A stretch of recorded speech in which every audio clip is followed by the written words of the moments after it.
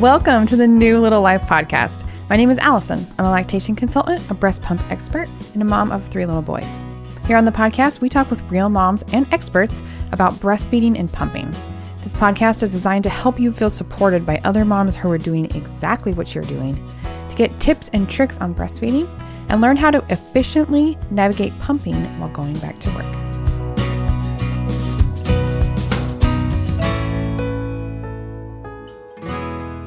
All right, welcome back to the New Little Life podcast. I'm really thrilled to have our guest with us today, Melissa, and I kind of feel like I'm talking to a celebrity here. I followed you on Instagram for a long time.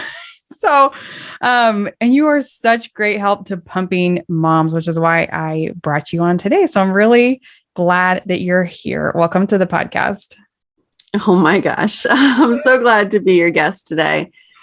So I'm going to tell you a little bit about Melissa before we get started. Melissa is a certified lactation counselor who specializes in pumping. She runs Pump Momma Pump to provide education, motivation, and support to pumping mamas, whether they are nursing or pumping, returning to work and pumping, exclusively pumping, supplementing, all the pumping moms. So that's awesome. We need way more support for pumping moms. So I'm glad that you have found this space along with me. Isn't that the truth? There is so much support out there for breastfeeding in general. And I really just find that there needs to be a little more support tailored for pumping moms. Like you just said, whatever circumstance has you pumping, I'm here to support you. Very cool. Okay. I really just want to dive into your story. You have personal experience pumping, and I really want to hear about that. So can we just start at the beginning with your first baby? Why did you choose to pump, or did you have to? Just start me there. Sure. My son is 5 now, which is crazy. But 5 years ago, he burst out into the scene 1 month early. We weren't really prepared for that. We had taken a breastfeeding course through the hospital. I just assumed I'd be nursing. But because he was born a little bit early, he had a quick NICU stay. Mm-hmm. So while he was in the NICU, I had to pump. So they got me started with exclusive pumping, and he really didn't have the stamina to latch. And while he did eventually learn how to latch, I ended up liking exclusive pumping. I know that sounds weird, right? Liking exclusive pumping. It just worked so well for my family. So I ended up liking it so much that I just kept on exclusive pumping. And at the time, I didn't even know that that was an option. I thought it was, nursing, maybe a pump when you go back to work. I didn't know that you could just pump. And the NICU nurses were really, really nice. They got me started on a strict pumping schedule and showed me how to work a pump, all that. So fast forward to my daughter, who is now 3. When I had her, I knew that I wanted to exclusively pump right from the get-go. My husband and I were in on it 50-50. He did night feedings. It was really great. And again, it worked really well. It worked better the second time because I knew all the tips and tricks and had a better pump and all that. But I did, in the end, choose to exclusively pump, although it was kind of thrust upon me initially. Yeah. Were you a stay-at-home mom? Did you work? What was that transition like for you? I had a sort of interesting maternity leave. I am a teacher. I'm actually an art teacher, which is kind of weird that I got into this. Right. But it all speaking about that, it all comes down to education. When I learn something, I just have to teach someone else, whether it's art or pumping. So I had 6 weeks off and then 12 weeks work from home. So I was able to pump around the clock at home. And then I eventually went back to work, and I did the whole thing again for the second baby. And then COVID hit and we were all home. And so that's how that happened. Did your routine of exclusively pumping change very much when you went back to work? I mean, you were already on a schedule, you were already pumping. What was the transition like for you going back to work? I acknowledge that I'm in a really fortunate position that it was a very smooth transition. Awesome. Because my babies were already used to bottle feeding and, other people besides me feeding them. They had a smooth transition to daycare. I had a smooth transition to work. my work is very supportive of breastfeeding mothers. So I was able to take how many breaks I needed to. And they actually asked me, or were on board with my redesigning our pumping room at work. And then when we got a new building, I got to design the pumping room at the new building, which I've talked about on Instagram, because it was really fun to get everyone's, I asked the mamas, like, what would you put in your dream pumping room? And we kind of compiled this master list, which I then used for my work's pumping room. So shout out to my Instagram mamas. Thank you so much for helping me design those 2 pumping rooms at work. That's very cool. Was it hard for you to maintain your pumping schedule at work? I know when you're teaching and you have students, you're a little bit more limited on when you can pump. Was that hard for you? Okay. So I actually teach online. Oh, so awesome. Even before COVID, I am a online art educator, which is like, what? Like, why? That sounds so hard. How do you even teach art history classes. Yeah. So there's another teacher who does the studio classes of like how to make art. That's a little harder. But I teach all sorts of art history classes online. So I didn't have a class to leave and go pump. I work in an office setting. So yeah, I was very fortunate about that as well. And I acknowledge that it is really difficult for teachers to get coverage for their classrooms to go and pump. Some teachers end up wearing, wearable pumps and pumping during work, but then they might feel uncomfortable doing so. They might sacrifice some ounces by not getting enough pumping breaks because they have to do it like only on their lunch. And it's really, there's really not enough support for women returning to the workplace, whether they're teaching or doing a number of jobs, that they just don't get the time and space to pump, when legally they should be afforded the time and space to pump. There are just so many barriers, and it really can affect people's milk supply, and it can affect their pumping journey or their breastfeeding journey. And they might not, actually make the goals that they set out for themselves because they have to return to work and they can't pump. Yeah, I'm 100% with you there. It's hard. And especially if you're interacting with patients or students or any kind of people in person, it makes it even harder. Okay. So what kind of pumps have you tried? Which ones are your favorite? I'm guessing that you pumped a little bit while you were teaching, if you're teaching online. So kind of tell us what that was like for you.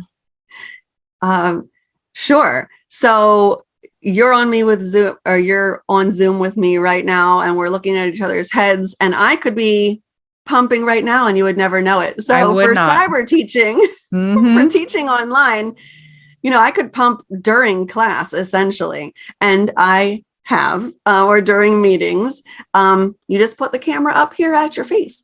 So my true love is the Spectra S1. It just is a really quality pump, and my body responds really well to it. Not all women's bodies respond similarly to pumps. So if you have the opportunity to try a different pump, if you find that you're not responding well to the one you have, please take that opportunity, because you might find that, you respond better to a Medela brand pump than Spectra. Or like I had a Baby Buddha, and it's really a really great quality, strong pump, but it's too strong for some women. So like a Pumpable's Genie Advance is a little more flexible, but you're still portable. Those are some of my favorite pumps. And I have tried the LV, but a common complaint about wearables like Willow LV is that you have a decreased output, which I did experience as well with the LV. I just didn't need to be that discreet. Like talking about going back to work, I have a lot of mamas who are nurses, and they have these 12-hour shifts, or they work in healthcare, and they have these long shifts, and they have to pump while, seeing patients or doing rounds or charting. And the wearables are like essential for them to do their job. And that's great.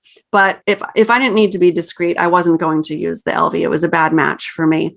And my other favorite pump is the Medela Harmony, which is a manual pump, which if you haven't tried a manual pump yet, they are great. They can be really quick. They're great. Like if you're a passenger in a car, They're great if you need to duck into the nursing room at Target and just pump really quickly because you're not going to get home in time. And they're awesome for relieving clogged ducts as well. So make sure you have a manual pump and know how to use it. There's a little bit of a learning curve in addition to your electric pump. Yeah, I love all of those pumps you mentioned too. Those are some of my favorites as well. And I mean, how can you not love the Spectra? I feel like it works for almost everybody. It's such a workhorse pump. It's like one of my favorites. So what did your schedule look like pumping right from the beginning? Like, how did you go about building and protecting your milk supply right from the start? Well, I got, like I said before about the NICU nurses, they know their stuff and they gave me a little bit of tough love. They said I had to pump every 3 hours right away. And I went back to the hospital to visit my son and to tend to his needs. And they asked me if I had pumped. And I was like, well, I didn't really want to pump last night. And they got on my case and they said, listen, you need to pump every 3 hours around the clock. And she was a little scary. And, she whipped me into shape. And I did. I pumped around the clock every 3 hours until about 2 months when I dropped to like 7 pumps. And I kept that middle of the night pump until I went back to work. And I didn't have to go back to work until 5 months because I was working from home. So I kept, at least 6 pumps a day, maybe 5 with a middle of the night pump, right up until about 4 or 5 months. And then I did let myself sleep eventually when I went back to work. So I dropped that middle of the night pump session eventually. Speaking of middle of the night pump sessions, can you walk me through what that looks like for you? I hate pumping in the middle of the night.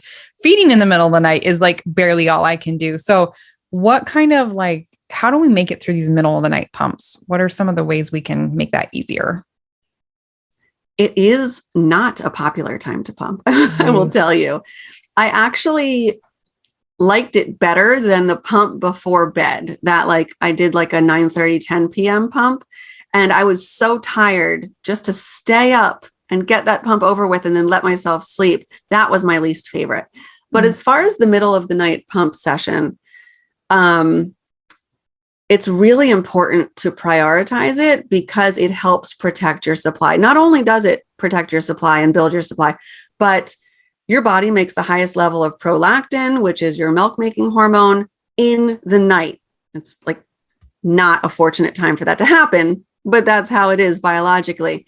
So night feeding and night pumping are really important to capitalize on that rise in prolactin levels.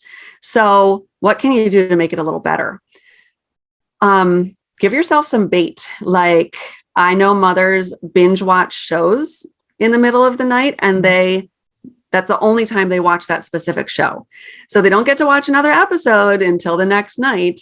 I had a postpartum craving of kids cereal. So I would eat Trix and Fruit Loops and Captain Crunch in the middle of the night. And that was kind of my bait. It's weird. The first baby, I would go down to the dining room and I'd eat and I would turn the lights on and I would email my best friend and kind of wake myself up. The second baby, I kept all the lights off and I did not look at any screens, and it made for such a better transition back to sleep. And I wish I had known that the first time. So all that being said, you kind of find what works for you. And another tip, and I'm just going to say this, if you have a partner that is willing to split middle of the night feedings with you, that's a really important conversation to have if you can before you give birth. Because say you're nursing, latching directly at the breast, what can they do at night to help you? Can they change the baby's diaper? Can they bring the baby to you in bed? How can they help in the middle of the night? There's all these jokes about men and their worthless nipples, but partners can be a really great asset in the night. My husband did not get any paternity leave, and he split nights with me until our babies slept through the night, both times. And it was so great to have that solidarity and that support. But if they're not willing to do so, how else can they support you? Can they wash all your pumping supplies in the morning? Can they assemble your pumping supplies before you go to sleep so that it's all ready for you to go? All of those can be like kind of worked out in a conversation with any supports you have at home, whether your parent is staying after birth or whether you have a partner, or even if you have like some kind of night nanny or doula or something. All those conversations, don't be afraid to tell people how they can support you postpartum. I love all of those tips. I remember with my first watching shows in the middle of the night, trying to stay awake. I was nursing, breastfeeding at the time, but still, like, it's those things. With my second, I was way more sleepy and just let myself stay like you. It was dark and I just do what I needed to do and go back to sleep. It was a little easier to go to sleep. So, find whatever works for you. Try a couple different things. And I love the bait idea too. Like give yourself a reason to get up and do it. Mm-hmm. That one like guilty pleasure that you have in the middle of the night, Yeah. Cool. And an important side note to all of that, we talk about building supply, protecting supply, and sleep can be a priority.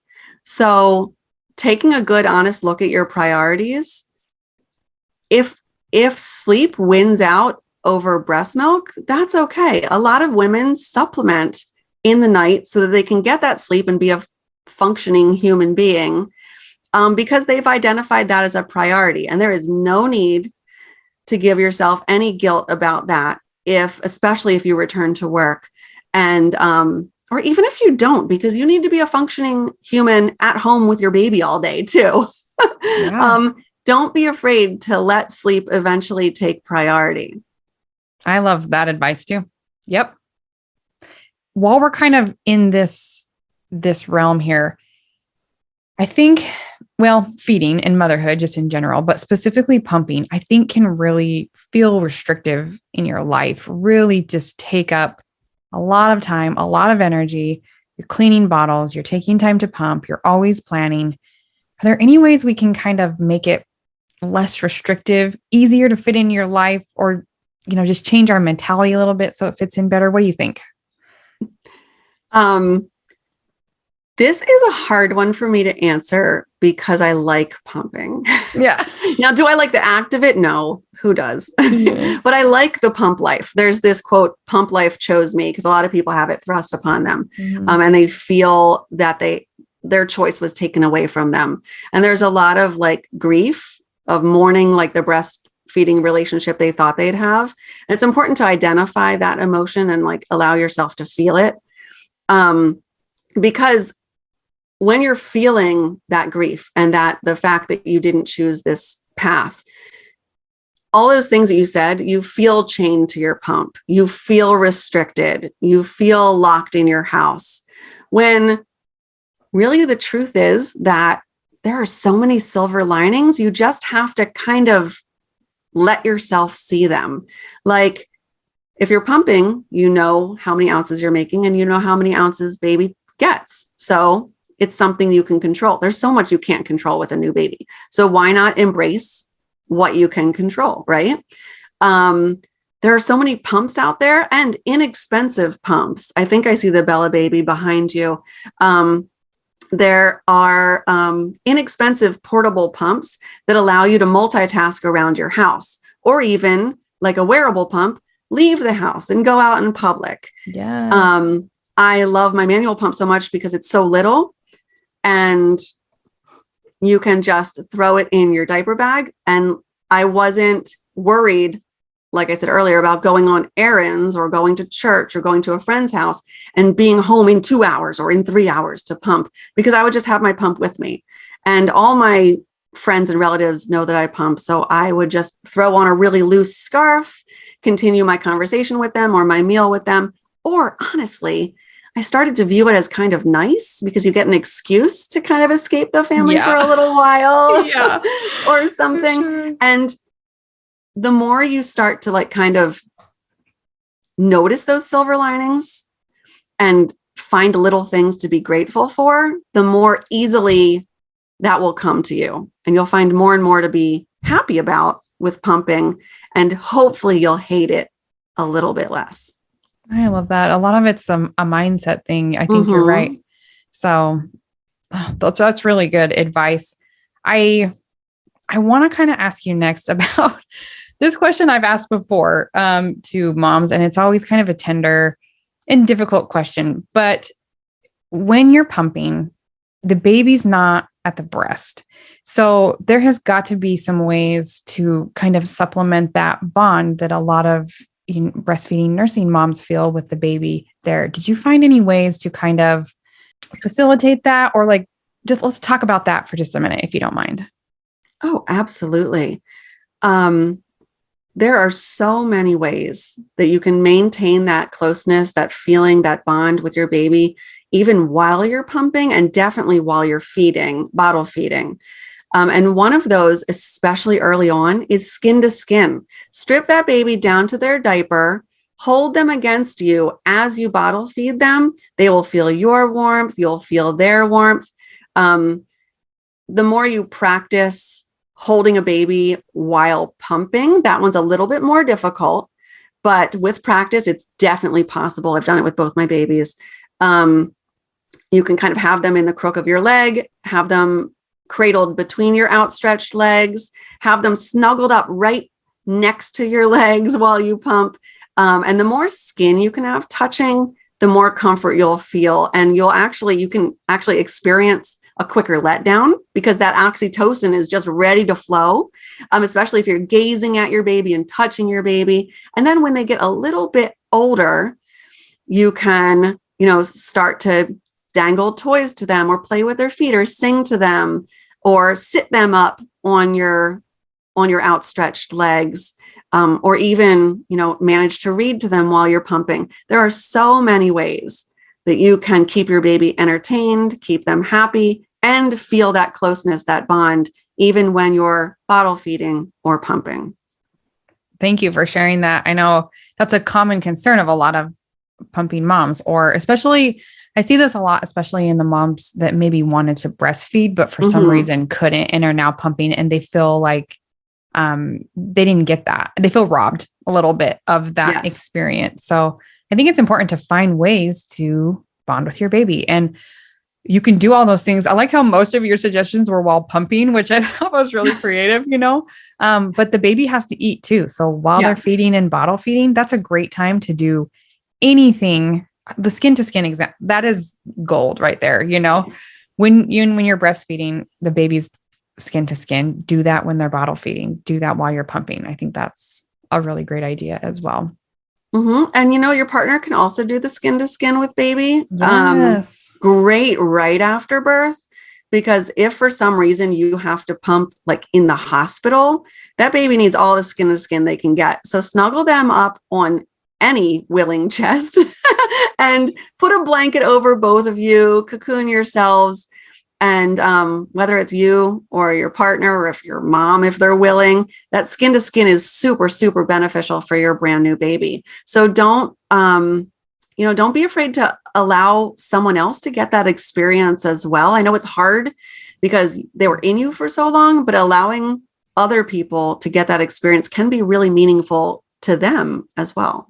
I think partners, especially, one of the silver linings, like you mentioned, of pumping and bottle feeding is that someone else can feed them as well. And I see this kind of as a pitfall for some moms that are exclusively feeding at the breast, because they're like, I want to pump so my partner can feed and they can bond. And I'm like, well, but we got to be careful when we're combining these, if this is not our actual intention for the goal you're trying to get at, but if you are pumping for whatever reason, maybe you're exclusively pumping or you're back to work and pumping, one of those benefits is that your partner can feed the baby too, which is kind of cool. So as we're kind of talking about making things easier on ourselves and bonding with our babies, is there anything that we can do as moms for self-care while we're pumping? And whether that has to do with while we're pumping or making things easier on ourselves or just general, I think we can get so hyper-focused on feeding our babies. And then when you get into pumping, it's all like ounces and schedules and all this stuff. How can we be a little kinder to ourselves and prioritize us? It does get a little mechanical, doesn't it? It does. It really does. Self-care is this buzzword that people hear, and they hear so much nowadays. There's probably some eye rolling happening right now, but Right. I'm telling you, self-care can be so much easier than you're probably thinking right now. So people jump to like bubble baths. They jump to mommy wine time. They jump to mom's night out. They jump to the spa and like massages. And you don't have to go there with self-care.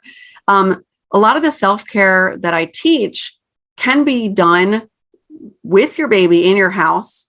It could be done while pumping even. And one of the main things that I talk about is tuning into your five senses. So a lot of the times, especially if you're at work, oh my goodness, a lot of the times when you pump, you're stressed out.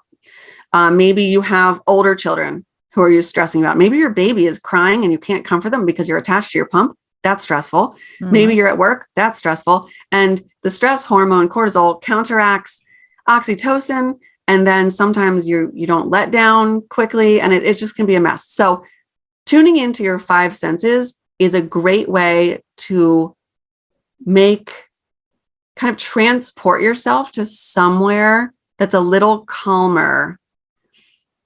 And now, how do you do that? So you literally go through, like you run through your senses.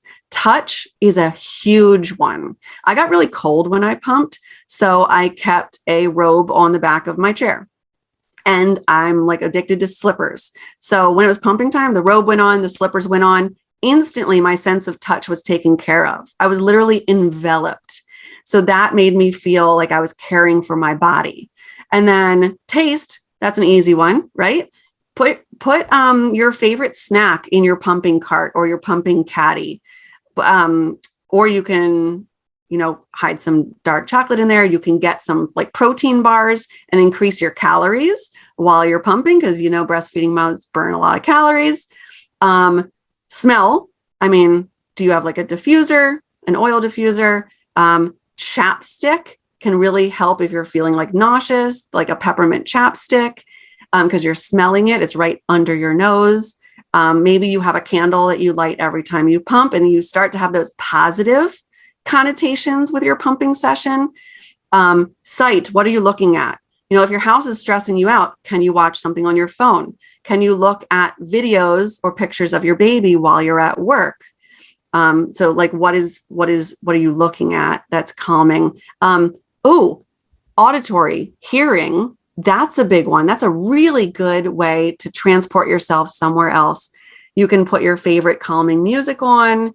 You can listen to a podcast. You can kind of zone out, tune out all the other noises around you. So all of those things and more are really simple, often free ways to do self-care while you're actually in the act of pumping. I love every one of those examples you gave. And in thinking about your five senses is huge. And you can do any of those things Melissa just shared or come up with your own. Like everybody has their own preferences. You know what I mean? You love slippers. That's awesome. I don't know if that would do it for me. I would probably find something else. I would 100% put chocolate in my pumping station because that really speaks to me, But what a cool idea. It almost kind of sounded like you were at a spa while you're pumping. And can you imagine the positive connotations that would come to you while you're pumping? Like, ooh, I'm excited to pump because I get this robe. I get a little snack that I'm looking forward to. This is like my relaxing time. I mean, how much we would see benefits in so many areas, including milk output, if pumping brought those kind of feelings to you when you sat down to do it. Yeah, that's amazing. Absolutely. There's actually studies that show that when you do repetitive things like that, you can actually help your body experience the milk ejection reflex or the letdown when you have things that trigger it. So like any of those things I just mentioned, you sit down in the same spot, you put the same robe on, you light the same candle, you listen to the same music, you look at the same picture of your baby. The more you create a habit in your pumping experience, the more you're training your body like, hey, it's time to be calm. It's time to let that milk flow. Yeah, you're 100% right. I would love to know, was there anything that surprised you about the pump life that you chose, that chose you? Was there any parts that you were like, I was not expecting that, either positive or negative, just in this whole pumping experience for you? Or maybe like the biggest thing you learned that made the biggest difference, anything like that? I was really, I was quite embarrassed about it initially. Because it's not, you don't see people pumping, right? You see people nursing. Usually. I mean, well, hopefully if they feel comfortable, you see people nursing in public, whether they have a little, throw over them, a little cover, or whether they're just nursing, it's becoming more normalized, which is incredibly important. The normalization of anything is really important, as well as pumping. So I was very embarrassed to even do it in front of my own family. And then by baby 2, I had like no shame. Yeah. I'd announce it so they can make their mind up. I'd be like, oh, it's time to pump. And instead of hiding, I would, cover myself enough that I would not be exposing myself. But I would sit there with my bottles hanging from me, maybe a loose scarf over top, or do the 2-shirt method where you have a loose shirt on top. So I'm not exposing myself. And I was very surprised at how comfortable I eventually felt and how people didn't run screaming from the room. I could sit in the same room as family members and watch TV, and people would be looking at the TV and not me, would like make sense because the TV's on. But I thought everyone would be, staring at my bottles hanging off like some sort of weird robot. And I've had friends, even, couple friends where the husband, would, engage my husband in conversation, but he wouldn't run screaming from the room. And the wife felt comfortable with it all because I had that loose scarf on or whatever. And I was very surprised at how people didn't have a negative reaction to me pumping and how I eventually got really comfortable with it. Yeah, it just takes practice. I think many second-time moms, third-time moms kind of develop this, you know what, this is my life. And if you don't, I'm going to be as modest as I can or want to be. And if you don't like that, then it's kind of not my problem, because I'm feeding my baby, whether it's pumping or nursing or whatever. And I'll tell you, the first time my husband saw my cousin nurse at a family gathering, he talked to me afterwards and he's like, I forget how he worded it. He's like, I felt like I didn't know where to look. Because I knew that it was going on, but then I didn't know whether to look at her, and because I was talking to her, and he felt very, very awkward. And it took like one conversation with me about it and that experience to like normalize it for him. And now he can have like full conversations when people are nursing. So it just takes a little time for some other people, but that's on them. That's not on us. We should feel free to nurse where we want to and pump where we want to. And they can look us in the eye and have a conversation with us. Or they can, just sit next to us and look straight ahead and still have a conversation with us, or they can leave the room. That's on them. Yeah, I agree 100%. It's just going to take a little bit more practice and courage from moms, and we will get there eventually where this is just more normal. I think you're right. I think we are seeing nursing just as more normal in life. People are not really putting up the same fights that they used to.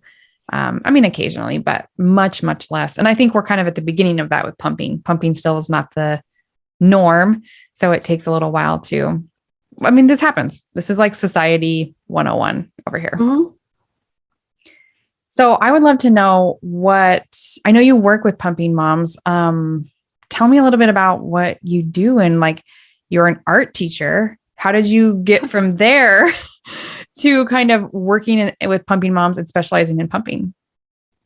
Yeah. So I like to say that, well, I don't like to say, I don't actually like to admit that Pump Momma Pump is my second baby.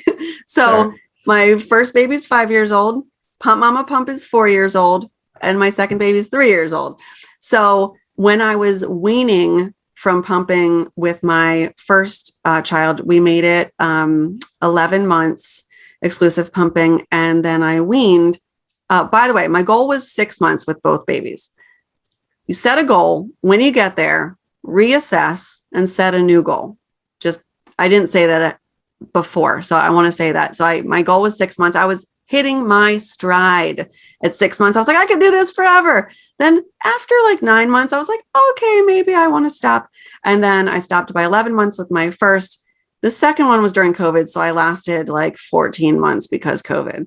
Yeah. And I felt like I needed antibodies or whatever. So that one lasted a really long time. But anyway, so the first baby, I weaned from exclusive pumping, and I took all that energy that I now was spending on pumping and I now had, and I started the Instagram Pump Momma Pump to be who I so badly needed at first when I didn't even know exclusive pumping was a thing.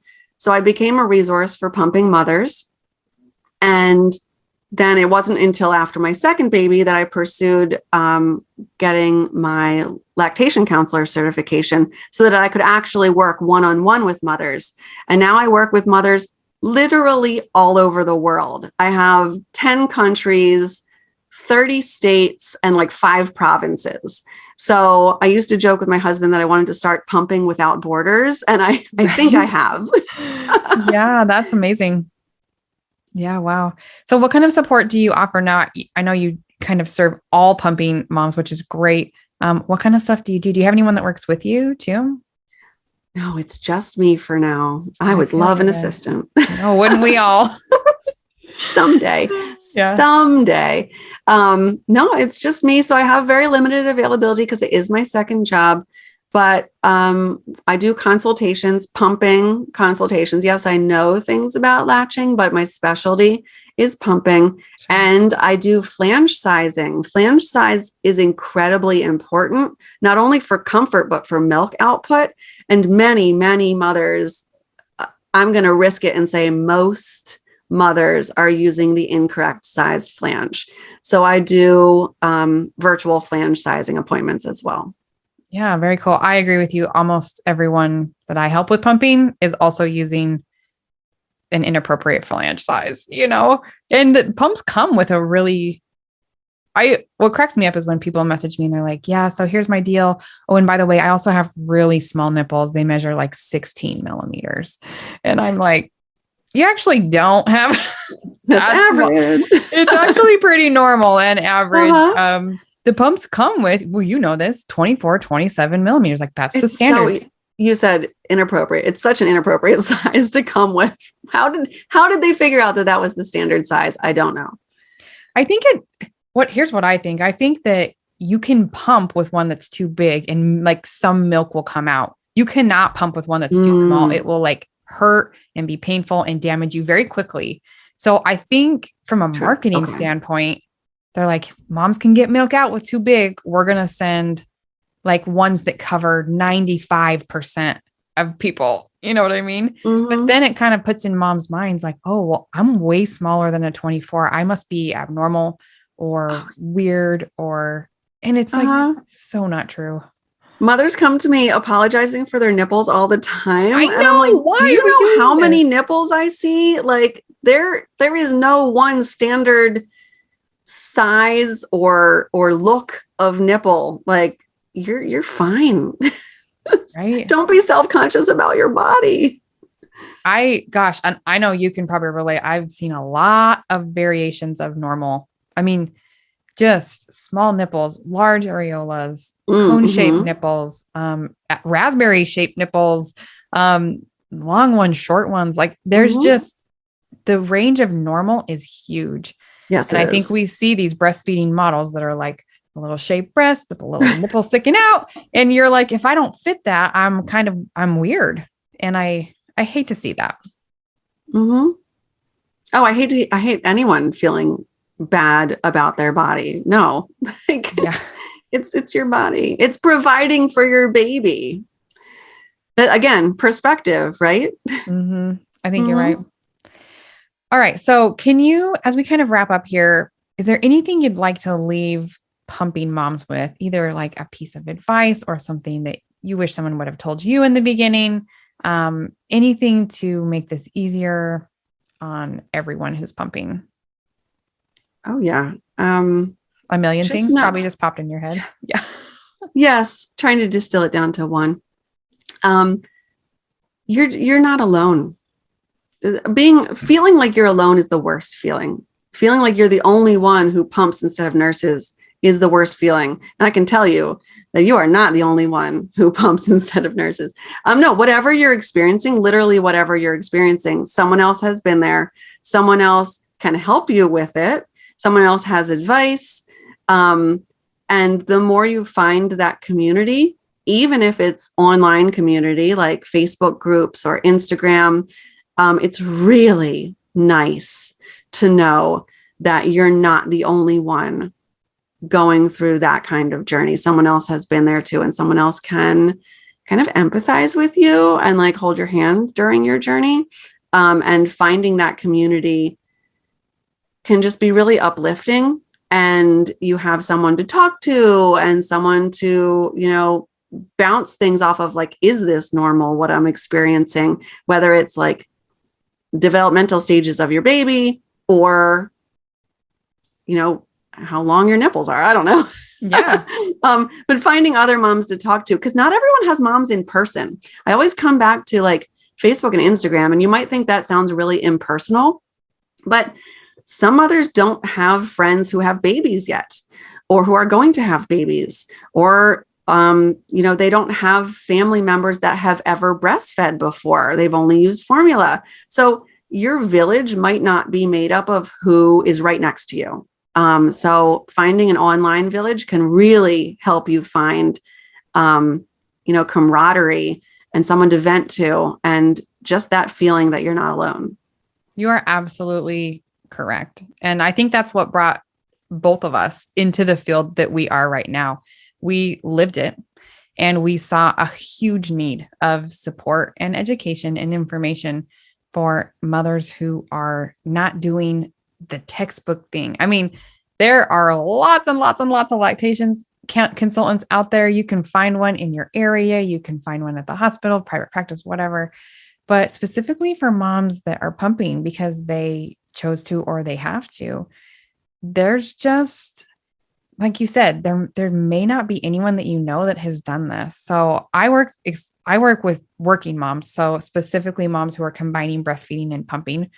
And that's tricky. You probably know moms who have breastfed, or maybe pumped a little bit, but maybe not like as a teacher or as a nurse or in an office or as you have a traveling job, like in your specific thing. How do we make this work? So I love your advice of your village, your community for support might be online.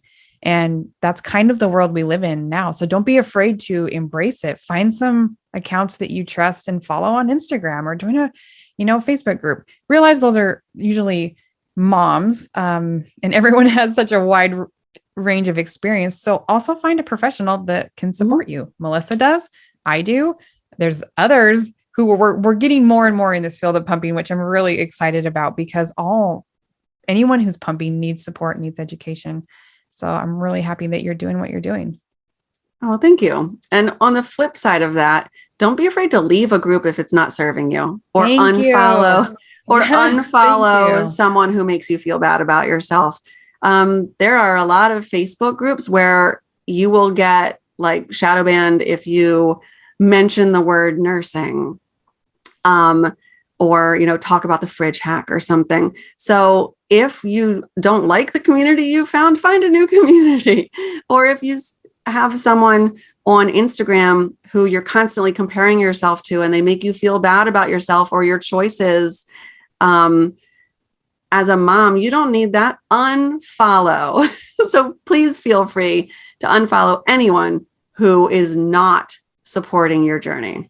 I am never offended by unfollows. I'm sure that you aren't either. I never even look at who they are specifically, because I hope that they are people who realized this wasn't quite the right fit for me, and I'm going to go somewhere else. And please do that. Please find the people that you trust, that support you, that make you feel better. And even a friend. I have unfollowed some friends before too, just because, not because I don't like them but they're doing it seems better than me and it makes me feel bad about myself. You know what I mean? And it's not their fault. Like they deserve to celebrate their successes too, but I thank you for saying that. Be conscious of the content and the communities that you're consuming. If they're not leaving you in a better place, then you should probably leave them. Perfect. Absolutely. Couldn't agree more. Thank you. All right. Well, we are going to have all the links to connect both with Melissa and myself down in the show notes. I'll have her Instagram, of course, which is really fun. Go ahead and follow that and check it out. And also her website if you want to get in contact with her. So we are here to support you, moms that are pumping. Me and her do a little bit different things, which is why it's fun that we get to connect here and collaborate so we can support all the moms looking for pumping help in one way or another. So thanks again for being here with me today. Thanks for having me.